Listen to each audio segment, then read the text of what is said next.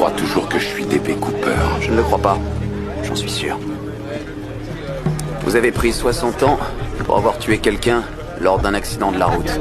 Vous n'auriez pu en prendre que 20, mais vous étiez dans une voiture volée. C'est ce qu'on appelle des circonstances aggravantes. Et vous voilà. Tuer cette femme était un accident. Mais la voiture... On vole pas accidentellement une voiture. Alors question, pourquoi est-ce que Charles Westmoreland a volé une voiture en Arizona, à 10 États de chez lui, et à 16 km seulement de la frontière mexicaine? Et pourquoi, 2 jours plus tôt, quelqu'un a-t-il téléphoné à Madame Westmoreland, depuis un motel à Portland? À un jet de pierre de l'aéroport, ou peu après, le vol 305 fut détourné par un certain DB Cooper. 7 heures après le détournement, on opérait Charles Westmoreland de son genou blessé dans une clinique privée de Brigham City. Il n'y a qu'un moyen d'aller de Portland, Oregon à Brigham City, Utah en 7 heures seulement. En voiture, pied au plancher tout le long en pulvérisant tous les records, ou en volant.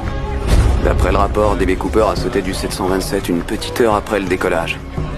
Il a sauté à 10 000 pieds, avec 1,5 million en espèces et un parachute pas du tout adapté. L'atterrissage a dû être violent. De quoi se casser quelques os. De quoi se bousiller un genou. DB Cooper avait une voiture qui l'attendait où il a atterri. Selon le service des immatriculations, en 76, Charles Westmoreland possédait une Chevrolet Chevy Nova de 65. Il se trouve justement qu'une Chevrolet Chevy Nova de 65 dont le numéro de série avait été gratté avait été retrouvée abandonnée, joint de culasse cassée à la frontière de l'Arizona. À 2-3 km de vous avez percuté la voiture de cette femme. À bord de la voiture